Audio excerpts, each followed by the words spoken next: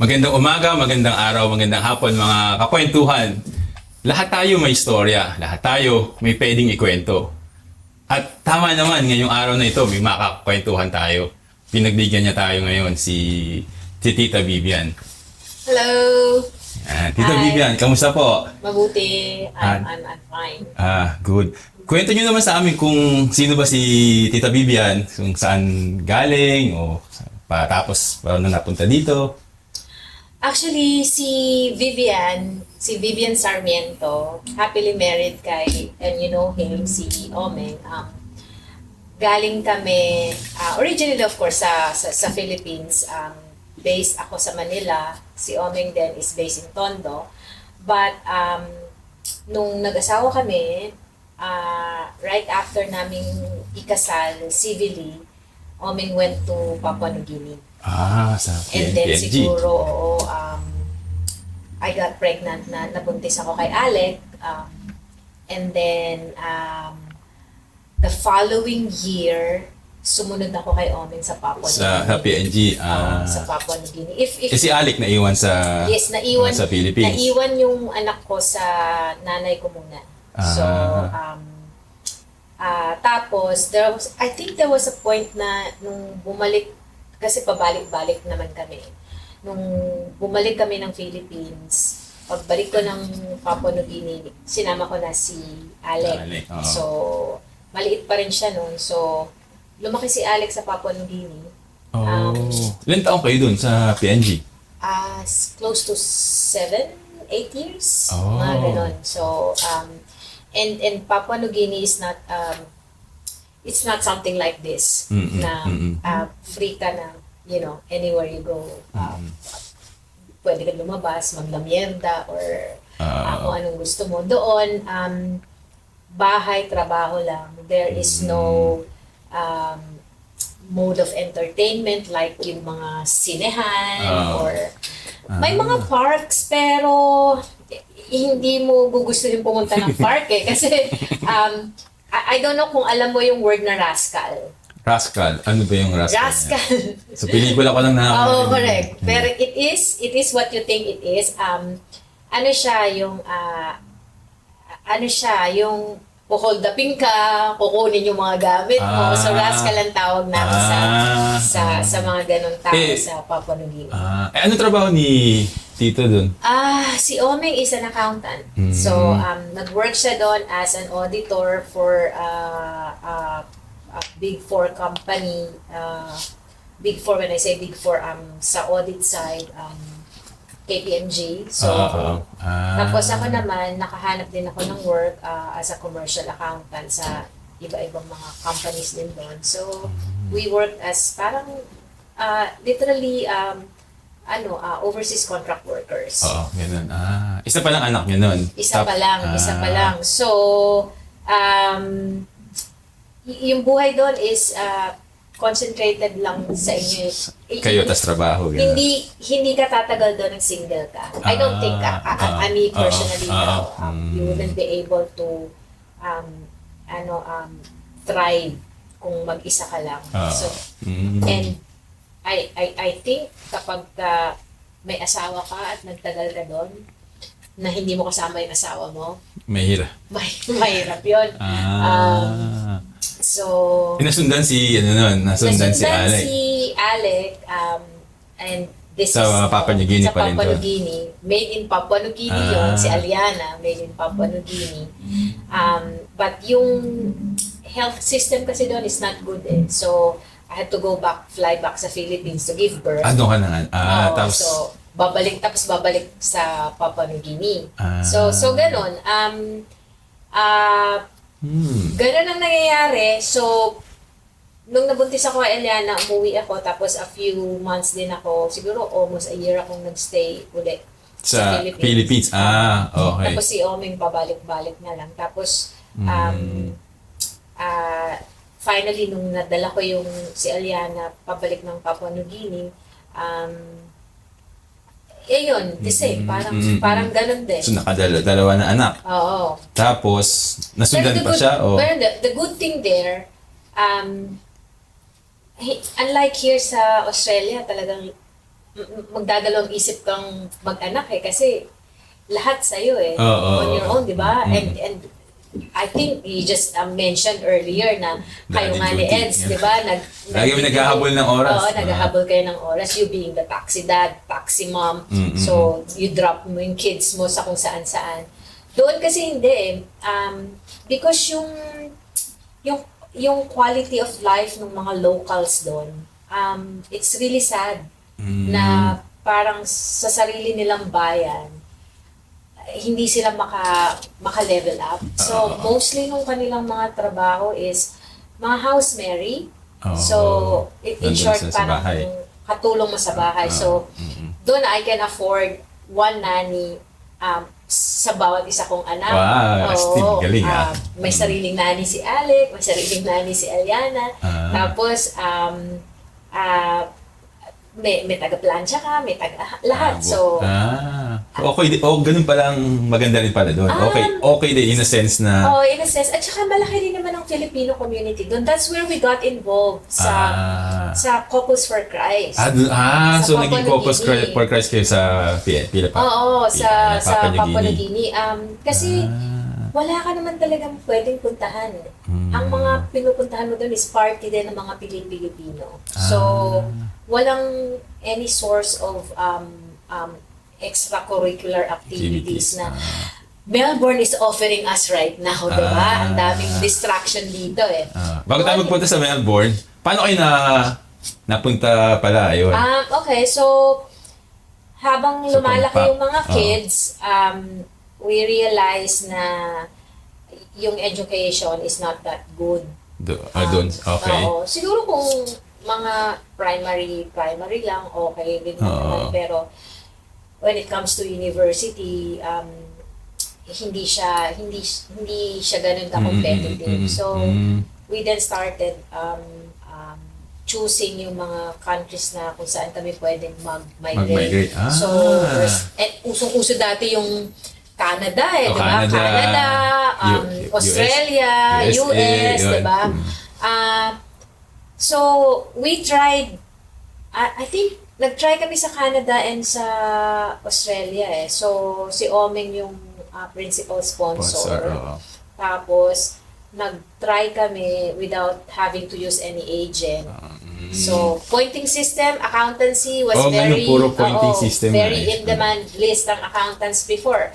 So, we went through the process on our own. We didn't pay any agents. And praise God na approve naman kami. But yung visa namin was the first type of visa na kaka-issue lang, na parang experimental.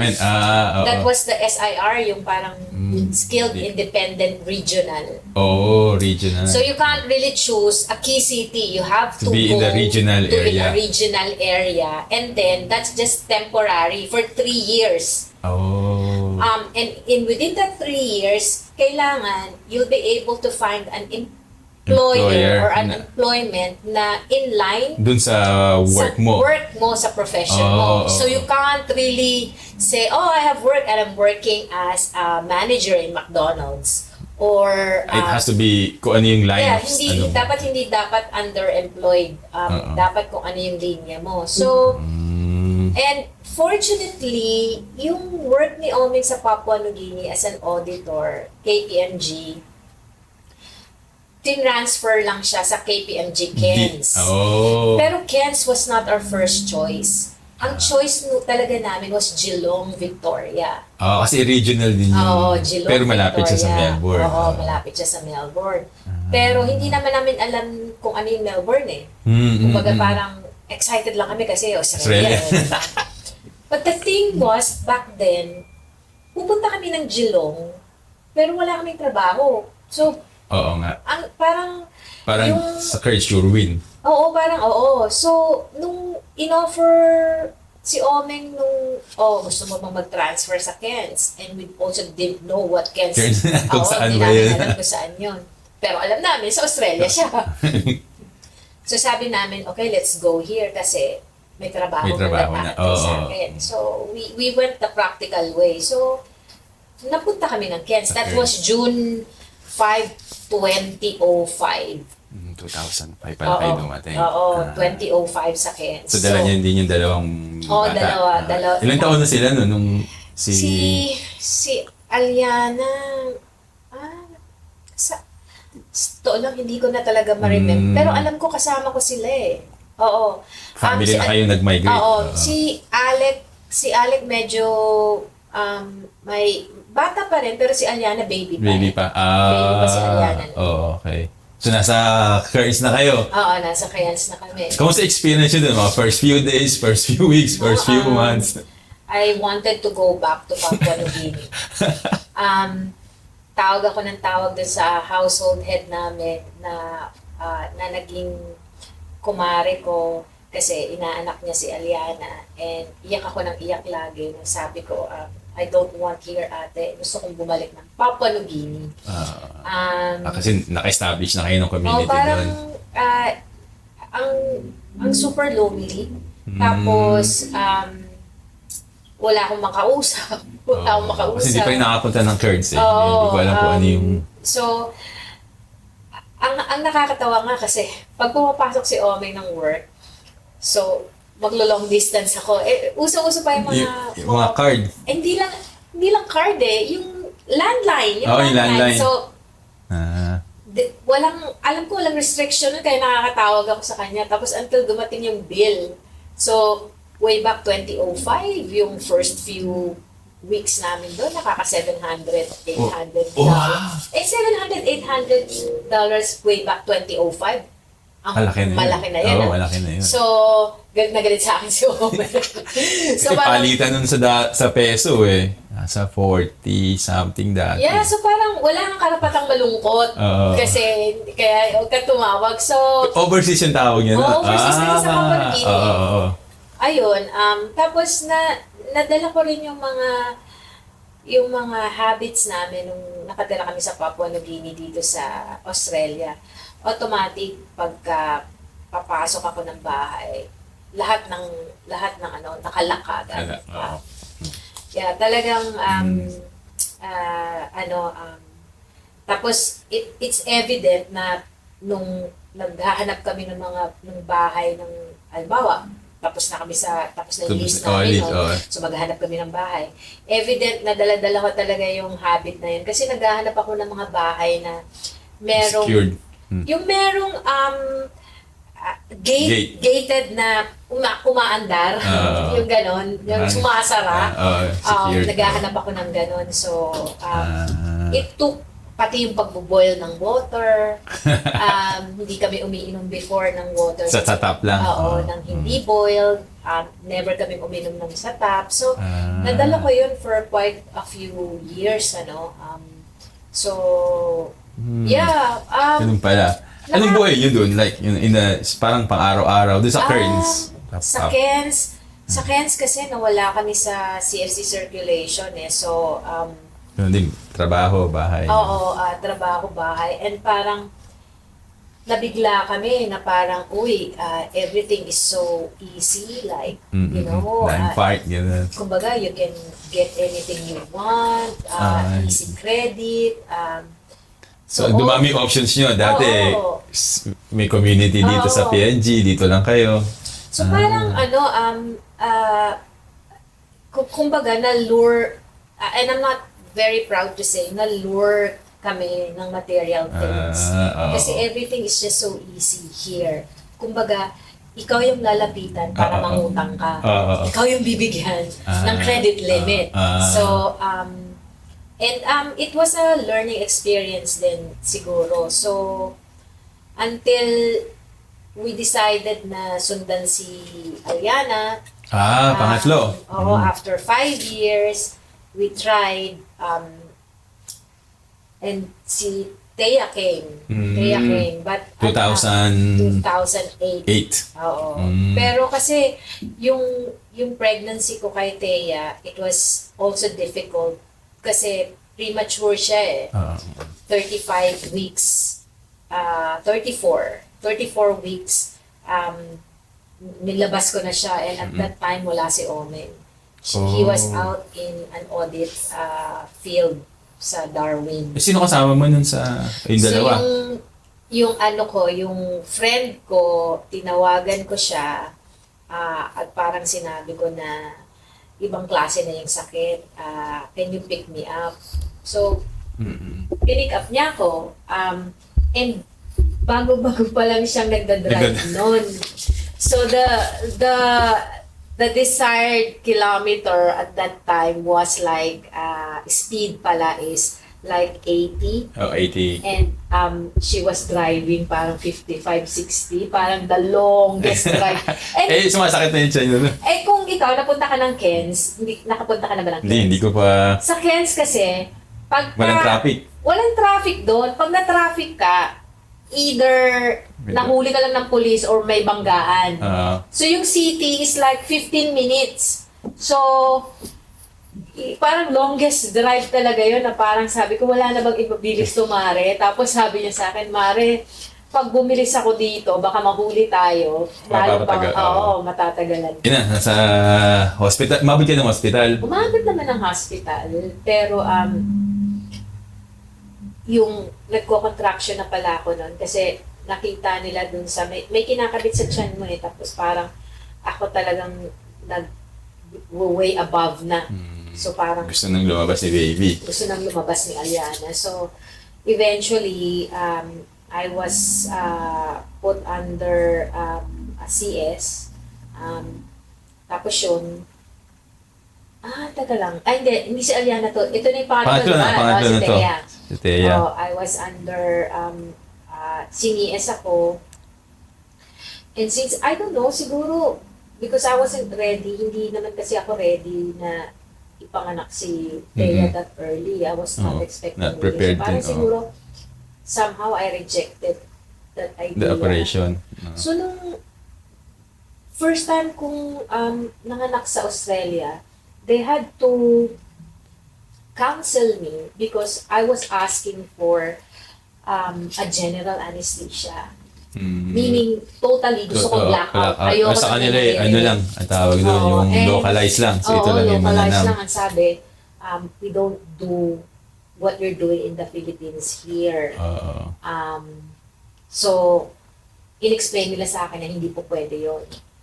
So, nung mga anak ako, talagang gising na gising. Gising, nararamdaman mo din na umuuga. Gising. Nararamdaman ko lahat ng ginagalaw sa akin. Lahat ng usapan nila mga Naridinig doktor mo, na nadidinig ko.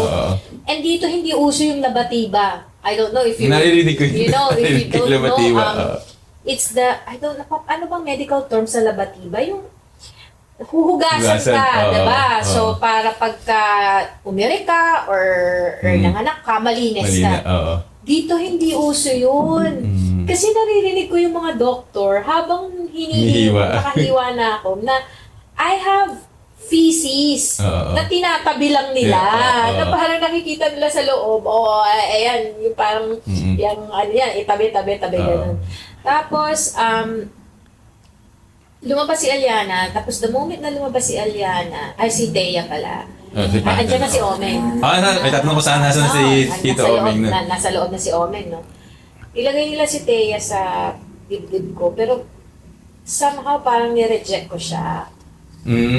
Parang nireject ko Kasi siya. hindi pa nga prepared. Kasi parang hindi ako prepared na manganganak ako at this early. So, nung dinrive ka nung friend mo, hindi ka na nakauwi. Yun na yun. Yun na yun. So, 34 weeks si Thea noon. Tapos, in-incubate siya dahil nga hindi daw pa Kasi 34. yung lungs niya hindi pa daw stable. Tapos after a few weeks, nirelease nila kami. Tapos doon na nag-start yung matagal na naging reason kung why Thea is what she is or who she is right now. Ano nangyari nun? Because hindi niya na-reach yung full na 39, 40 weeks.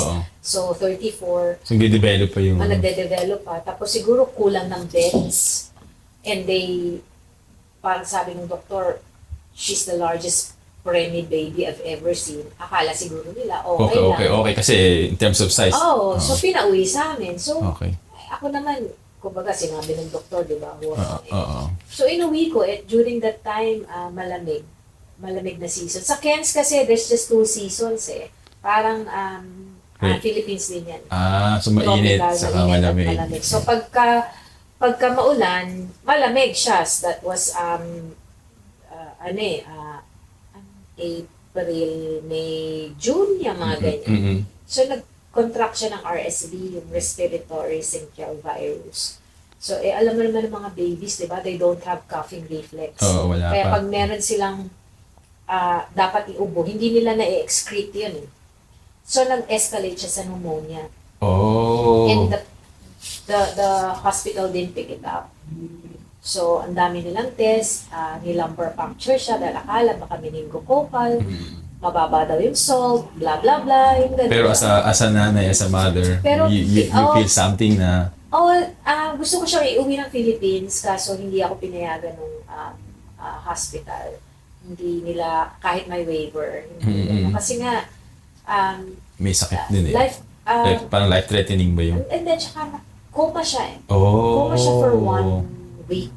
So, she was not really breathing on her own through a light ventilator. And the doctor already told me na prepare yourself. So, we got praised to anoint her. Wow, ganun pinagdaanan nyo. So, Yun 2000, ano to? That was in 2008? 2008. So, kakapanganak ko lang, di ba? Parang, so, mahirap talaga. So, maliliit pa rin yung mga dalawa kong anak. So, parang, nung sinabi sa akin na prepare yourself, ganun, kasi we don't know if she's ever gonna recover back. And then, bakit daw? Kung hindi nila malaman kung ano yung...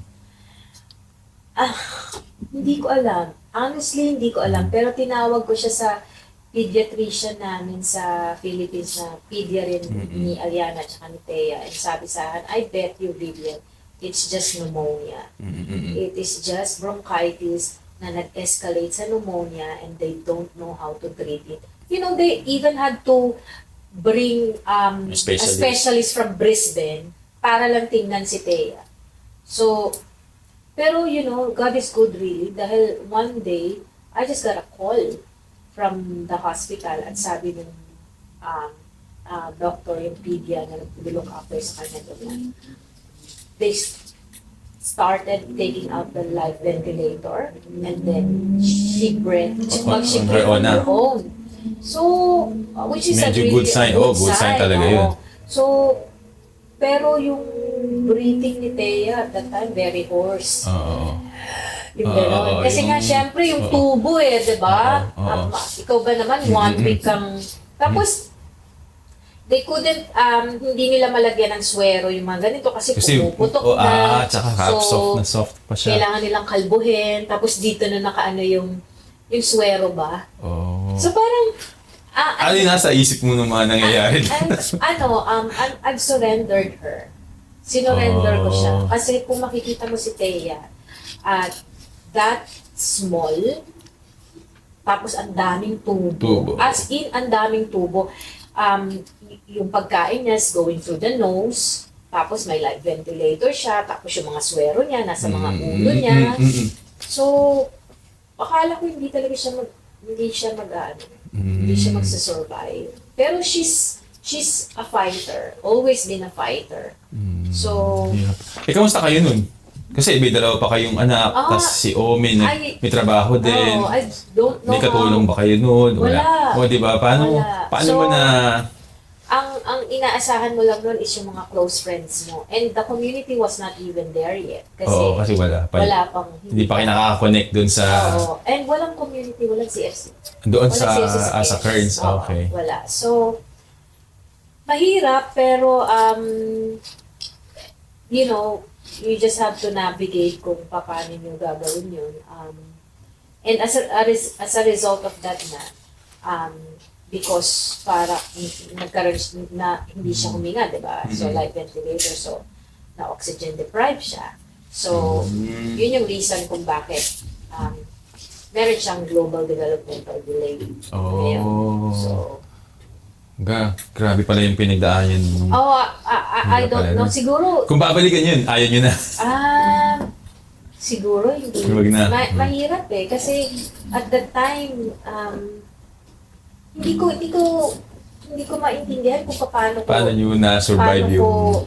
tsaka kung paano ko siya ma-explain yung, Mm. yung feeling na gano'n. Oo. Kasi,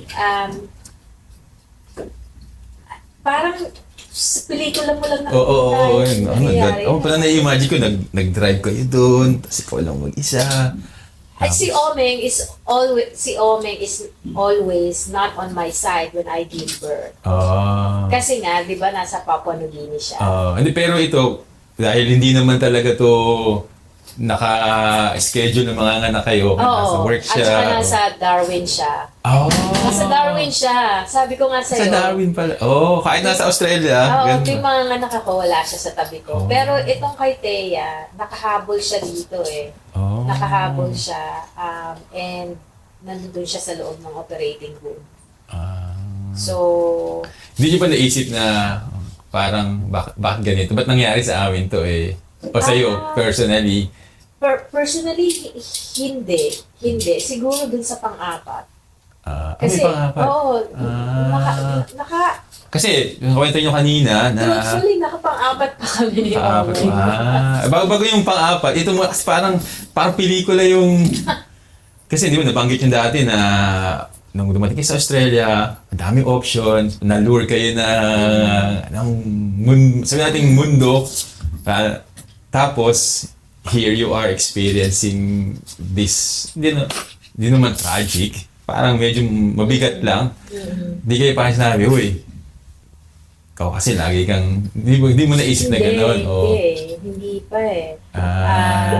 Kasi nag-survive kayo nun. Oo, nakasurvive kami. So, hindi pa eh. Wala pa yung realization na gano'n. Gano'n. Basta ito, usual lang to, gano'n. Oo, yung parang, this is one of those. Pero, very thankful kami na na-survive ni Thea yun. Oo. So, right after that, nakabango naman kami ulit. Tapos, pabalik-balik kayo sa hospital nun? Or? 2 months kami nag-stay ng hospital. So, which is the good thing, di ba, dito sa Australia. Lumabas ka ng hospital nang talaga wala akong babayaran. Ganun nga kami. Kami din ganun. Wala. Wala. Pero kung sa Philippines, grabe na mga babayaran nun. Ikaw ang magkasakit. Oo nga. So, na-survive niyo yun. Galing. Congratulations. Tibay niyo talaga. Pagkatapos, may dumating pa, ganun, ng pagsubok na naman. 2008 and then 3 years after na buntis ako ulit. 2011. So, ito yung dapat. So, 3 years na si Thea nito. Oo. Ito yung dapat na first grandchild na lalaki sana na buhay. Kasi 3 babae na yung... Okay. Oo. So, nung unang ultrasound ko pa lang, siguro mga 12 weeks malalaman mo na ang sex nung so unang ultrasound ko pa lang alam kong lalaki na eh. Kasi ikaw na, di ba, having 3 girls. 3 girls, diba? excited kayo niyan. Alam mo talaga itsura eh. Kasi makita mo may lumalawit. Oo nga, kasi yung kay Noel, ganun din. So excited ako noon. So excited kami. 2 weeks before the elective CS ako eh. So I know na bibiyakin ako at a certain time. So nung time na yon, it was my last day sa office kasi mag-maternity leave na ako. And nag-organize yung boss ko ng send-off party sa akin. At that time, during that time, that was also my check-up sa OB. Okay. So sabi ko dun sa boss ko, go ahead, I'll catch up kasi baka medyo matagal na ako dito sa hospital. Pero I'll catch up. So sila, nagpunta na sila dun sa venue. Sa venue. Tapos, nung paglagay ng Doppler sa tiyan ko, I can't hear any heartbeat, which is very unusual. Never pang... Ilang weeks na to? I was about to give birth. Oh, So, okay. this was 2 weeks. Oo. 2 So, weeks. kumpleto na talaga. Parang ano na to, kumpleto na talaga. So, never in my entire life na bumabalik ako dito sa OB ko na to, na never kong hindi naririnig ang heartbeat ni Carlos. And by the way, I named him Carlos. Carlos, okay. Carlos Romilito. Kasi baby ni Omeng, ha? Oo. So, kinabahan ako bigla. Kasi, Parang, ano na, may nagpintig sa iyo na kinabahan ako mother's bigla. instinct. Oo. Kasi hindi naman ganun. Oo. Every day, every week na nagpupunta ako. Kasi, halimbawa, ngayon ako ngayon ako dinopler. The previous week, dinopler din ako eh. And in-ultrasound din ako. Everything is Yeah, okay. I even saw him come sa akin. So, in a span of week, what happened? Diba? So, anong balikan mo yung week na yun? Anong ginawa mong kakaiba? And up to this point, I beat myself to that kung anong ginawa ko. Kakaiba or... So, yung minsan na-feel mo na sumisipa, gano'n. that's the thing eh. Hindi kasi ako marunong mag-count ng fetal kicks. Hindi ako marunong, hindi ko alam. So, mahalaga pala yun. Ang alam ko, pagka maninigas siya, umiiba siya ng posisyon. So, hindi ko alam na kailangan ko palang i-monitor yung fetal kicks kasi meron palang normal number of fetal kicks in a day. So, Pero pumapasok ka pa nun sa work. Last day ko nga sa office nun eh. So, pumunta lang ako ng hospital kasi magpapakweekly check-up na ako eh. Tapos yun, hindi na Naka-schedule talaga yung check-up na yun. Same. Hindi na ako nakalabas ng hospital. Naulit na naman! Yeah. And Pangalawang trauma. Omeng wasn't... Ano sa si Tito Omeng na? Omeng was at that time left his phone sa office at I think nag-lunch break siya sa mall. Parang pelikula. Oo nga. So, ganyan yung mga critical moment na... Of all the days na magkakalimutan niya yung kanyang phone nung araw pa na yun. Yung araw. So everyone was trying to reach kung sino yung pwedeng next of kin ko. Tapos finally, nung na-reach si Omeng, akala ni Omeng, mga anak na ako. Kasi, mga anak na nga, ini-expect niya eh. Pero pagdating niya sa hospital, yun nga, laman niya na may nangyari. Ganito. Nung sinabi nung sonographer na I'll call the head OB, I'm pretty sure he's just, nagtatago lang siya. Pero nung nilabas na yung mga sonography, puro mga flat na yung mga flatline na gano'n. Alam ko na something really happened. Tapos, pagkita ko dun sa monitor, in-explain sa akin na you see this black line here, I'm sorry, your baby is dead. Ganun ka-blunt na akala ko dinadaan-daan pa kayo na... I'm sorry, your baby is dead. So siguro, parang pinagsaklupan. Ano nangyari sa'yo? Biglang nag-blanco nun? Yeah, pinagsaklupan ako ng... Nasa office na kayo nito? Hindi, nasa hospital ako. Hindi na ako nakalabas. Yung mga office mates ko nag-aantay doon sa restaurant. Okay. So, hindi na rin ako nakalabas. Tapos, next thing I know, yung mga nurse was like tapping me and was saying, sorry, I'm sorry. Tapos, alam ko, nagwala ako dun sa loob. Nagwala ako. Kasama na si Omeng nun, narinig din ni Omeng yung sinabi. Wala pa. Wala pa siya. Hindi siya inintay na... Hindi, oo, kasi nagwawala na ako sa loob eh. Kasi nilipat ako ng room para gawin yung sonography eh. So, ayun, iyak ako ng iyak. The first person na kinausap ko was my mom. Tinawagan mo? Oo. Sinabi ko na, wala na. So, nagulat sigurado. Kasi, syempre, wala naman in-expect na gano'ng mangyari. Hindi, at saka in-expect din ng mother ko na magkakaroon na siya ng So, So, yun yun.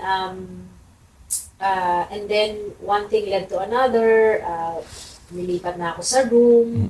Tapos, Wow. and it's very, it's contrasting to the environment where, a mother gave birth and Oo. lots of balloons, Gets ganun yung maiisip welcome mo. wishers. Oo. Walang ganun. And constantly tumutulo yung gatas ko pero wala akong baby na it's difficult leaving the hospital empty-handed and yet So sinisayang, paano nalabas si baby? natural course daw. So, pero I opted na ipa-CS para, ayun. So, sini-S ako, nakita ko yung bata, buong-buo na. Binigay din sa'yo. Oo, tapos nilinisan ko. Tapos, nag-organize ng parang pumunta. Niyakap mo siya nung habang Nasa akin siya. Ano yung feeling nun? Ano yung... Diba, sabi nila, Hindi ko maisip yung... iba-iba daw yung level ng pain na nai-inflict sa'yo kapag namamatayan ka. So, iba yung pain na nararamdaman mo kapag namatayan ka ng magulang, kapag namatayan ka ng kapatid, or kapag namatayan ka ng anak. Hindi pa ako namatayan na ako ng kapatid, namatayan na rin ako ng magulang, namatayan ako ng anak. And one is not, more than the other. Or lahat less yun, than of the painful others. talaga. But I think, Wow. yung greatest, and you would, I know that you stay saying na maiintindihan mo, but no one can ever understand. No one can mahirap. ever understand except the person. Yung ikaw mismo yung Kasi, ikaw yung nag-carry dito eh. 9 months mo tong kinary eh, di ba? Kayo lang yung may bonding. So, even if a lot of people were telling me, even my children, sila Aliana, sila Alec at the time, I remember sabi ni Alec, Mom, we are still here, it's okay, ganun. But, Iba yung... no one can console me, not even my children, not even my husband. Kasi, Iba talaga. hindi nyo maintindihan. In the same way that no dad could ever comprehend what us mothers are going through in our bodies pag nabubuntis kami. So, Parang roller coaster of emotion yung yung nangyayari sa'yo. Ang bilis ng mga pangyayaring yun. Kasi nung umaga ako, nalaman nila na patay sa loob.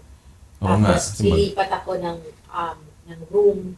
Tapos, next thing I know, biniyak na ako. Tapos, nasa tabi ko na yung patay na bata. Tapos, andyan na yung pare. Tapos lahat na to, alam mo. So, basically, I gave birth at the same time. It was also the death day of my only baby boy. So, how can you bury a child at the same time na you've given birth? Parang, ang hirap maintindihan nun, grabe. diba? Parang, namatay muna siya bago mo, kasi namatay na siya Sa loob pala, sa loob. So, he died first before I gave birth to him. Mahirap yun, dinala ko yun. And it happened during Mother's Day. I hibernated for the longest time during Mother's Day. Paano kayo natulog kamusta yung gabi na yun? Kasi tanghali nangyari ito eh. I was always, naka-value ako eh. Kasi parang... So, pagka Mother's Day, I dread that. I really dread that. Kasi, yun yung time na yun. Yun yung pinakang down na down kayo nito. Oo. Yung panahon na yun, kinusto niyo ba yung Diyos? Kasi technically, pangalawang problema. Yeah, of course. I did. But, imbis na mag-rely ako sa Kanya, I still relied on my own power because you know what I did? Every night, para akong luka-luka na nag-google, Para? Gusto kong mabuntis straight away. Oh! And I was like putting pressure kay Omeng na once I've recovered, let's try again and then let's see a specialist. You know, kasi at that time, parang ako gusto niyong hatakin yung madaliin yung ano. Gusto kong tanggalin yung pain ng pagkawala by creating a new, another, which is, you know, it's not, hindi siya godly. Parang gusto mong maging Diyos na. Parang ganun. Ganun eh, parang feeling ko nagkamali yung Diyos na, na, kumbaga, why would you give me this hope in the end, you're just gonna kukunin mo rin. So, hindi ko maintindihan yun. So, imbis na, and then, ilan taon yung dinala yun? 2011? Matagal bago ako nakabalik sa rhythm ng pag, I think nung paglipat namin dito 5 years ago, I still was not, hindi pa ako nag-celebrate ng Mother's Day. Start lang ako mag-celebrate ng Mother's Day nung nag-MER, may MER, ang service team is, alam ko yung unit ni Mark yun. So, parang doon ko Parang kasama kami dun. Not sure, pero dito na yun. Dito na yun. Dito na so, 2011 hanggang... So, parang, nung nangyari sa amin yun, wala pang CFC sa Kens, di ba? Nag-migrate yung kapatid ko at si Malvin sa Kens din. Sila actually nag-start ng CFC sa Kens. But, kami yung nagpasok sa kanila sa CFC nung nasa Papua New Guinea because I took them also sa Papua New Guinea. Tapos ngayon, kasama kayo sa Kearns. Nung umalis kami ng Papua New Guinea, naiwan sila doon. And inihabilin ko sila doon sa household head namin. So, nung lumipat kami ng Kens, lumipat din sila ng Kens. So, that was 2011. Ang sabi sa akin ng bayaw ko, ate, mag-start tayo ng CFC dito. Kasi wala pang CFC. And meron na siyang na-identify na parang 5 couples na ex-CFC. So, gusto niya ibalik? Oo, gusto niya magtayo kami ng CFC doon kasi meron ng mga existing. Yan sila Akidada. Yan, mga kasama ko yan sa Kens. So, mga CFC na yan from the different areas na nag-migrate ng Kens pero hindi. Dahil nga wala pang... wala pa. So, parang ang thought ko noon is, Lord, ayoko. Kasi, you know, pagka lumalapit ka sa Panginoon, lalong dumadami yung problema mo, di ba? Parang dumadaan ka sa butas ng karayom. Parang sabi ko, no, parang ayoko. Then, all of a sudden, yung ninang ko from the Philippines na who happens to be a good mentor then and medyo mataas na rin yung position niya ngayon sa CFC, told me na fear is the absence of faith. Yun talaga, hindi ko talaga siya makakalimutan.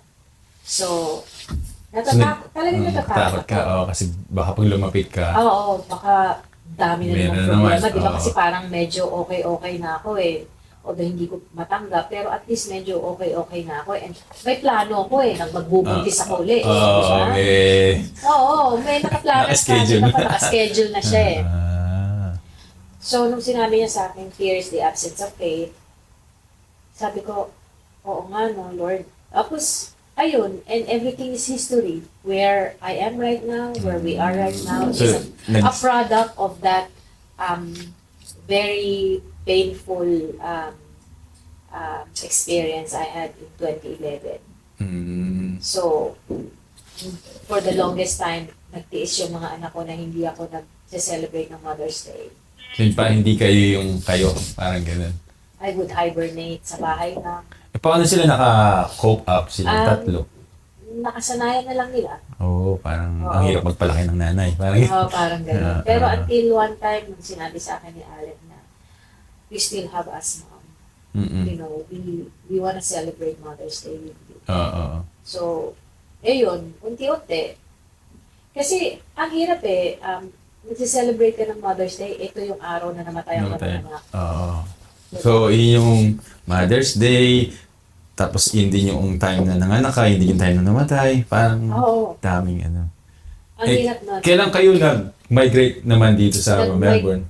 Nag-migrate kami sa Melbourne 5 years ago. 5 5 years ago. Oo. Bago That was sagutin, the time. bago magkaroon ng malalim pang usapan sa Melbourne na magbe-break muna kami.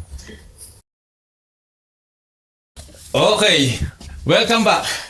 Medyo mabigat yung ating kwentuhan. Pero sana may mga natututunan kayo along the way. So, Tita, nasan na tayo? Sa Melbourne na? Just to to let you know, it's really refreshing na nasasabi ko na out in the open. Ito, kasi dati hindi ko to nasasabi nang hindi ako umiiyak eh. Pero it's a good sign na yes, and I think I owe it all,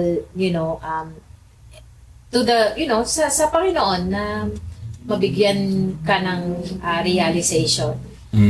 Kasi di ba sabi ko nga sa'yo, sa Australia, lahat nakukuha mo eh. oo nga, babalik Diba? lang tayo dun sa And the Lord has always been tapping me pala eh. all along dun sa... Oo. So, yun yung sinasabi ni Father Litoy at one point na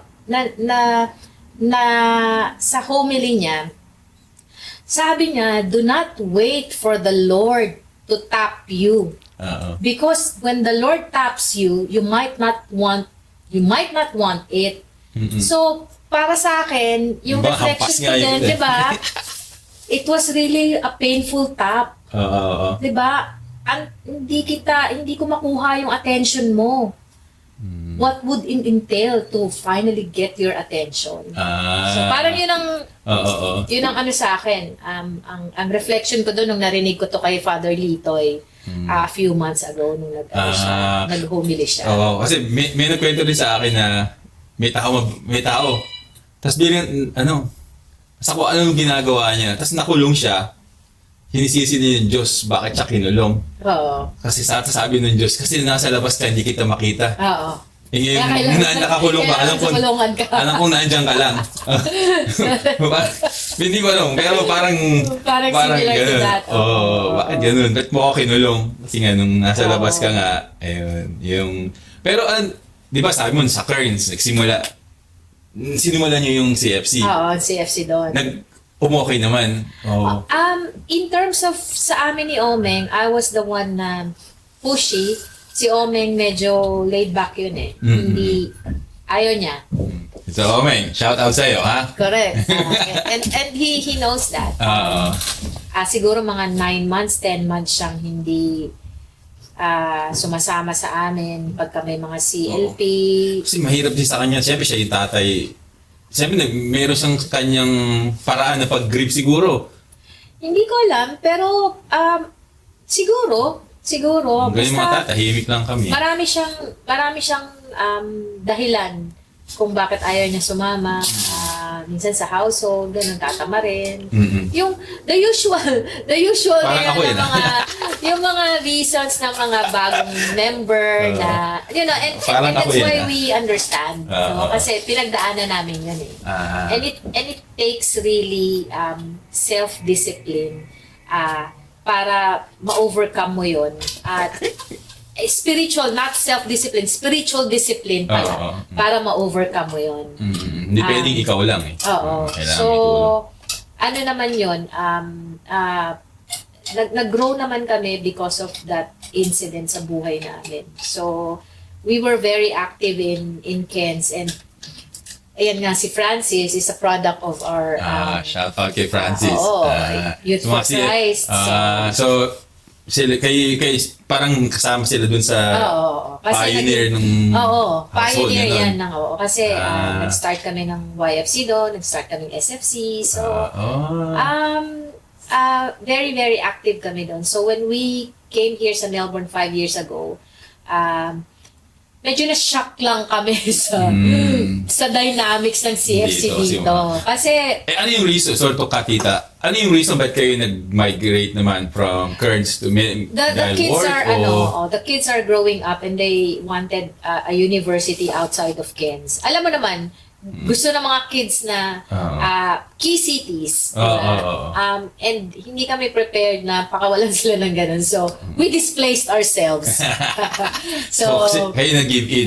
So, dito kami napadpad. Plus, andito na rin kasi yung kapatid ko. Nauna sila dito. So, from Cairns, dito sila. So, why not para sama-sama na lang kami, di ba? So, yun talaga yung reason. Studies plus plus family. studies. So, pagdating dito, ito na, sa buhay niya sa Melbourne. Nasa Melbourne po kami ngayon. Nasa Melbourne na kami ngayon. And parang nag-deja vu ako kasi marami namang options. Hindi. Inaaway ko si Omeng at sinasabi ko kay Omeng na maganda ng buhay natin sa Cairns. Bakit kailangan pa nating lumipat dito? Dati, nasa Cairns kayo, gustong buhay sa PNG. Correct. So parang deja vu, no? So, like a few weeks, inaaway ko si Omeng na sinasabi ko na ang ganda-ganda ng buhay natin sa Cairns. Wala tayong problema doon, blah, blah, blah. Tapos dito, simula na naman tayo. I hated it. Alam mo bang... may trabaho may trabaho na si Omeng dito. Pabalik-balik ako ng Cairns. Anong nandito na ako? Because we ventured in the business of distributing a cookware, Salad Master. Sa Cairns. Sa Cairns. So, siguro kung hindi ako umalis doon, baka dealer na kami doon because I was really doing good. We were really doing good. Talagang really doing good. Kinarir mo talaga ito. Kinarir ko talaga yon kasi nag-resign ako sa work to do full-time doon. And yung return talaga, maganda. Maganda talaga. And then, all of a sudden, distributor na kami noon. So, maganda nakita talaga. Suddenly, bigla kami lumipat ng Melbourne. So, lahat ng mga consultants ko, lahat ng mga customers ko, nasa Cairns. So, kailangan kong bumalik-balik ng Cairns. Kinuntinue mo pa din yung... Pero, and then I realized, kalokohan na itong ginagawa ako kasi, ilang oras ang biyahe mula Melbourne hanggang Cairns? 3 ba? 3 hours, 4 hours by plane. Oo, by plane. Sa Australia pa din po yun. Oo. So, inaaway ko si Omeng. Sinasabi ko sa kanya na, bakit tayo lumipat dito? Anong ginagawa natin dito? Ang lamig-lamig. Kasi nga sa Cairns tropical. So, dito ko actually naramdaman na totoo pala yung depression. Pag winter. Na, ang hirap. Tapos, parang, although nakakonect na kami sa CFC, I felt like yung CFC dito is iba yung dynamic sa CFC sa Cairns. Kasi maliit lang kami doon eh. Parang tight-knit lang yung... And that was the first time na na-meet namin kayo because we were integrated sa household. Yun yung time na yun. If you remember that, diba? Na kina-mark tayo ngayon. Kaya parang yun sa MAR, diba? Parang kami parang... Pero first time natin nag-meet, first household, I remember that, kina-mark. And I think si Eds was pregnant pa yata, no? Pregnant, 2000, and I think medyo nagkakaproblema sa nanay ni Eds at that time. Naalala ko na. Right? So, yun yung first kong encounter sa inyo as a household. Tapos, if you were observant at that time, nung nag-household tayo, syempre may prayers and supplication, diba? So, iikot siya, diba? Parang sinabi na yata ni Mark na pagka sinabi na ng isa, wag mo lang ulitin. It wasn't like that sa Cairns eh. Kasi, sa Cairns kasi, as the spirit leads. Tsaka personal prayer mo yon. So, parang, okay, pagdating sa akin, hindi. Sabi, wag na daw ulitin eh. Hindi ako umiinig. Tapos sinisiko akong gano'n ni Omeng. Hindi mo magsasalita, wag na daw ulitin eh. Ganun pala yun. Siyempre, nako-compare mo yung which is normal in any. Pero it was the rebel in me. Kaya parang gano'n yung thinking ko. Kasi gusto mo nga bumalik Kasi gusto kong bumalik ng Cairns, diba? Parang dito, 5 minutes na lang yung sinasabi sa Google. It was the longest 5 minutes. Ang tagal namang 5 minutes niya to, di ba? Parang hindi ako maka-adapt. Hindi ako maka-adapt sa weather. So, weather lang, pag winter, Hindi ako maka-adapt sa traffic. Sa traffic. sa, ang kasi mas hirap. busy kasi city nga. Oo. So, the first few months, hindi, nade-depress ako, especially winter, that time, hindi ko ma-appreciate yung snow, hindi ko wala akong na-appreciate talaga. So, mahirap. Oo. Tapos, I had no one na pwedeng tumulong sa akin in terms of sa therapy ni Thea. So, isa pa yung iniisip-isip ko. Pero going back to that, I really do believe everything happens for a reason. Talagang, you would not understand at that point kung bakit nangyayari sa iyo yun. Pero if on hindsight, if you try to look back yung ito pala reflect. yun, diba?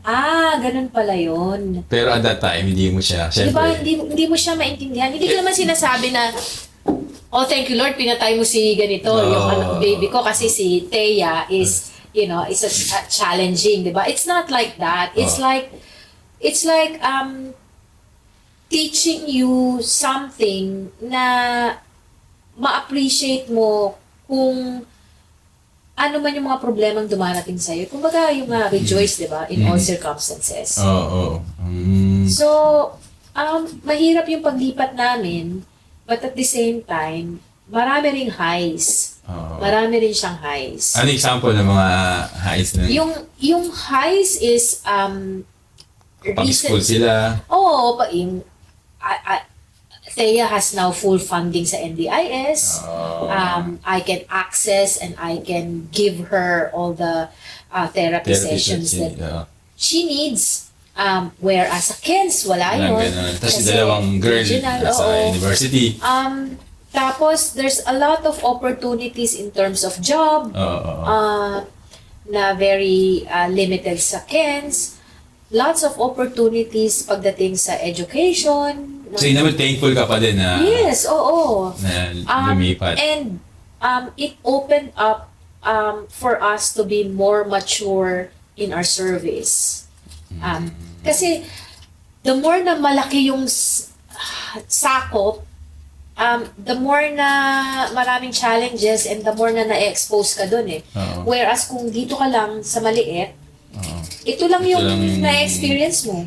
So, you wouldn't know how to troubleshoot kung merong ibang mga problema, di ba? So, I think lumaki yung playing field mo. It's a blessing. It's a blessing. Although, yung mga lows nun is na-offset ng mga highs. Kailan yung transition na dati medyo ayaw kong ulitin yung prayers, hindi na ako magpe-pray. Siguro nung in-open up ko yung sarili ko into the community. Yung I remember that was also Edralin's baby shower. Baby shower. Yes, first time kong Kila Tito Neil. Kina Neil ba yun? Ay, kila ano? Hindi kina Neil Kila yun. Bell. Kina Belay. kina Bell yata. Oo, tama. Although ang kakilala ko lang nun si Joy, kasi si Randy. si Randy. Pero sabi ko, sige, kung magmumukmuk ako. Kasi hindi naman talaga ako yung type na, I'm very outspoken, I'm very, madali akong makipagkaibigan.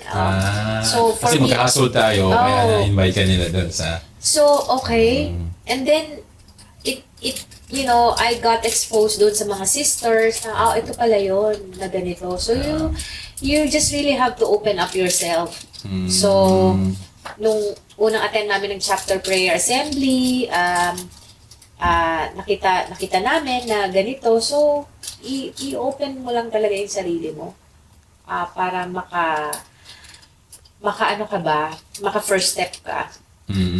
Mahirap, I'm pretty sure you would understand na mahirap pumasok sa doon sa established na group. Oo. Diba? Ganyan ako eh. Diba? Nahihiya, mahirap. And for you to adapt to that, mahirap. Pero as you navigate that, marami ka rin matututunan. Marami kang matututunan sa mga tao. So, and not everyone is your everyone's cup of tea. So, you just have to focus dun sa mga taong cup of tea ka. Oo, tama naman. Tama naman. Kaya pala naintindihan ko na ngayon kung bakit. Yan, sa mga pinagdaanan yung ganun. Ganito na ngayon yung pananaw nyo. Yeah, oo. Hindi...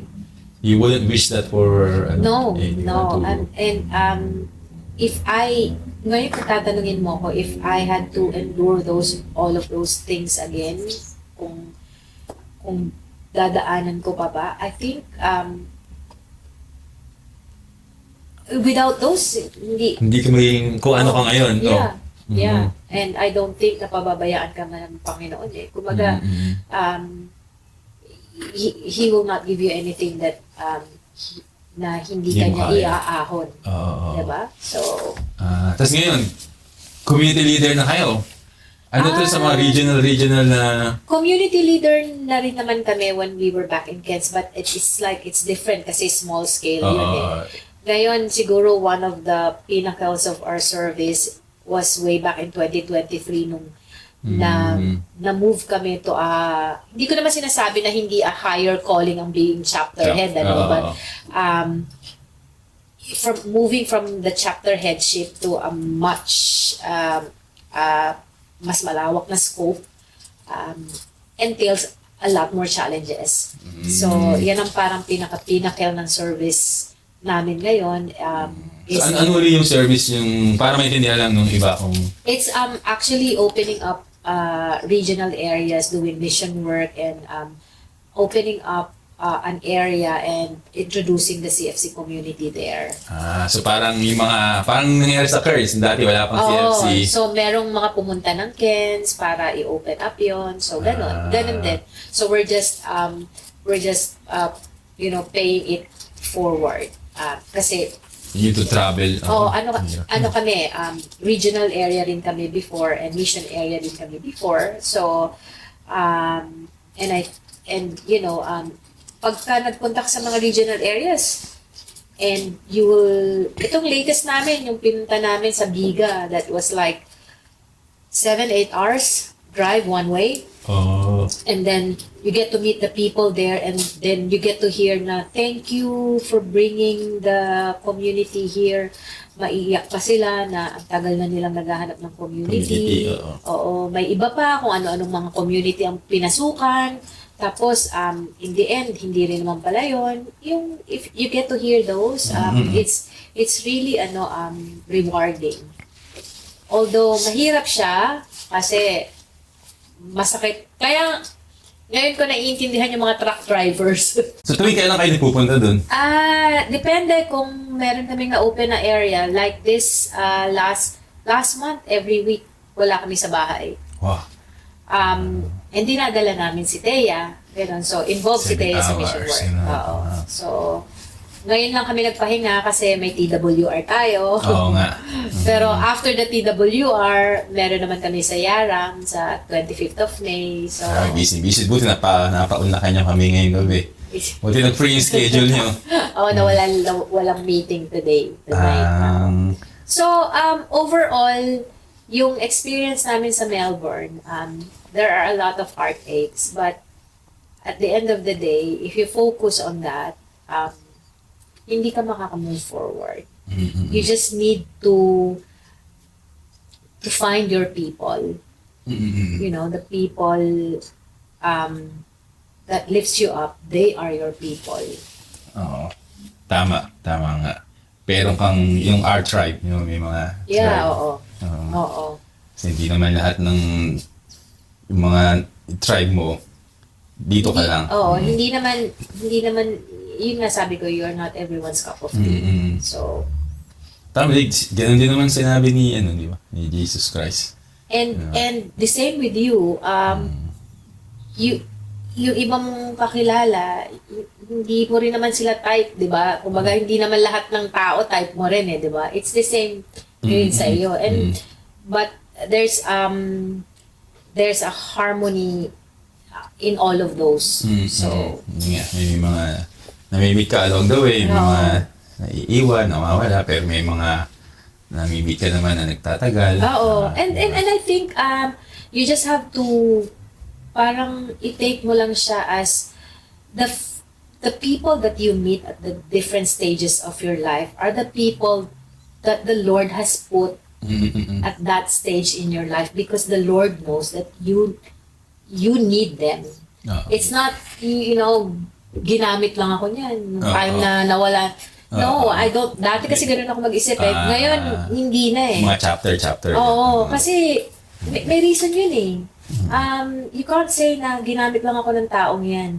Because at that time, the Lord knows na kailangan ka niya. Oo. Kaya, binigay yan.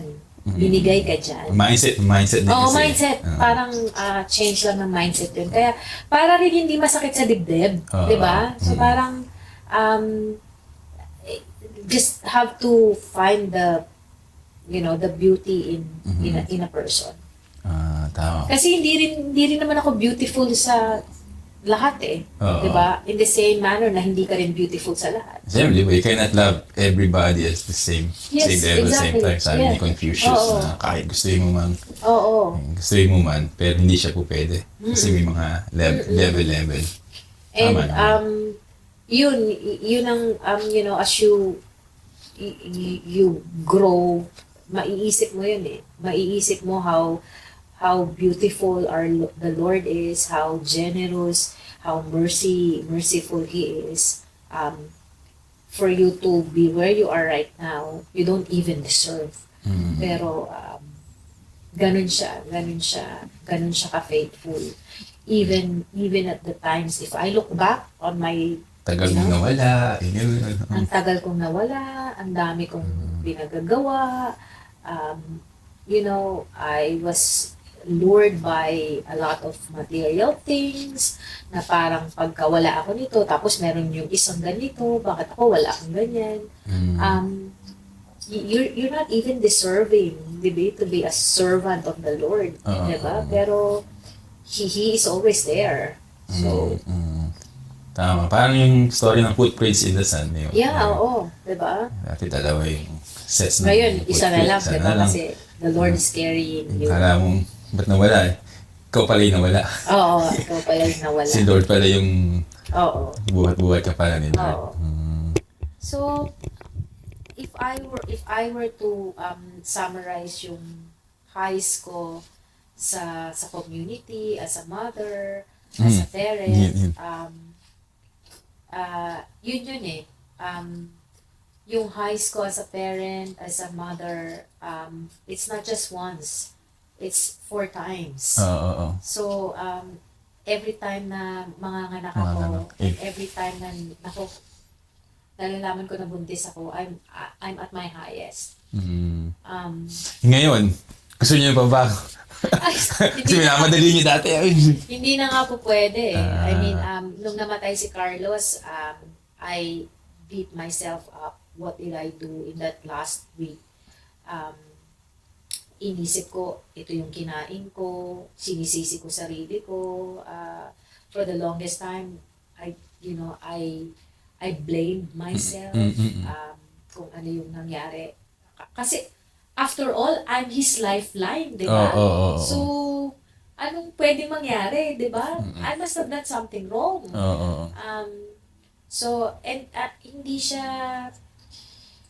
kinimkim ko lang siya, hindi, kumbaga, sinisisi ko lang ang sarili ko, and then I kept counting the days, recalling back the Kung babalik, days, oo. kung ano yung kinain ko, Google ako ng Google, when in fact, dapat dinadasal ko na lang siya, di ba? Oo. Yung acceptance ba na... Pero, ngayon, nakaharap kita ngayon, napatawad mo na ba yung sarili mo? O okay ka na? Kasi okay ka na ba ngayon? I think, matagal ko nang napatawad yung sarili ko. I think 3 or 4 years ago. That was during NER. So, I can openly celebrate Mother's Day now, and I can openly talk about About it without, na hindi ako emotional. It's a good sign na... Oo, and lahat ng everything that the Lord takes away from you, He doesn't take it just because He wants it. Everything that's happening to us has always a purpose. And I think yung purpose na yun is for me to be able to look more after Thea. Can you just imagine kung meron akong isang anak na, kasi at the time, parang na-diagnose siya na may Down syndrome eh. Okay. So you were gonna take care of two Oo. kids na Diba? parang So, mahirap. Oo nga. Yeah. It's not, I'm not saying good riddance, Good reason. but Pero, I think it was planned. Kumbaga.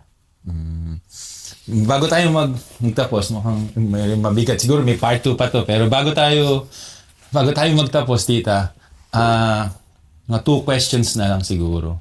Una is, ano yung maipapayo mo sa sarili mo ngayon na pag nakaharap si Vivian sa'yo? Tapos, pangalawa is, yung dahil nga Mother's Day, ano yung may mga advice mo sa mga nanay, lalo na sa may mga pinagdaanan tulad mo na sobrang bigat. Ang mai-advise ko sa sarili ko ngayon Keep it up. is it's okay. It's okay na magkamali ka. It's okay na you experience all the mawala ka ng landas or what, but at the same time hindi okay na you just allow yourself na madapa. Like kumbaga daanan mo lang yan. Yung resiliency sa'yo, you have to bounce back. So, Tama. I don't know, iba-ibang tao eh. So Yung ang kanya-kanya. advice ko siguro sa sarili ko ngayon is, to be more loving, more understanding. More understanding. Oo, more understanding. Wow. Open mind.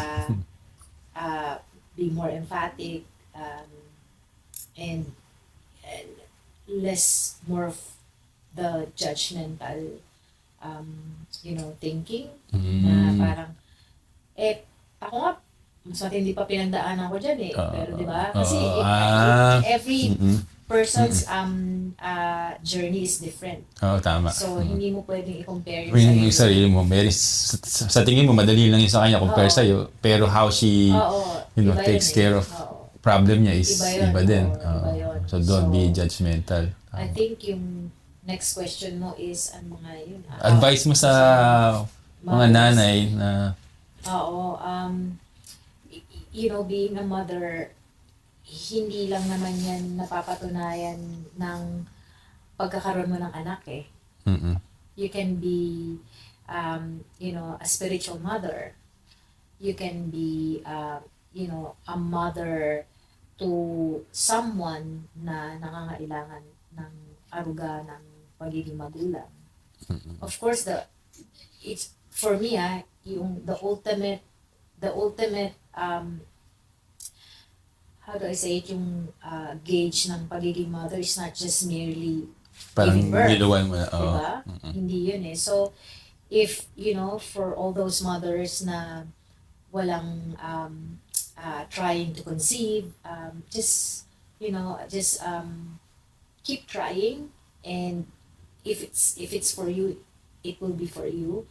For those naman mothers na Struggle. na who has lost a child, you grieve, but you keep that in your heart, yung memory na yon, but you have to reflect on what the Lord is telling you. Para dun sa mga naglulong na magkaroon ng anak, yun nga sabi ko, if I, the Lord, will make it happen if the time is right. And don't lose hope, because pag nawalan ka ng hope, paano pa? Oo. Diba?